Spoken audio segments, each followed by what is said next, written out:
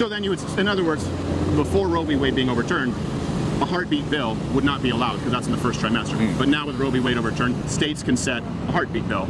So you would say, okay, they should have the right to do that. A state. I would say not after the heartbeat.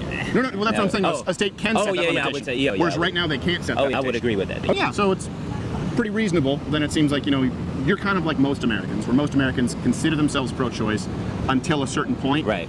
It gets a little bit difficult when you ask Americans to define where that point is. Kind of like we just experienced now. But I do think that it's being a little misrepresented if you've seen the protests, and I'm sure you probably might have been under the impression at one point that overturning Roe v. Wade was a ban on abortion. Right.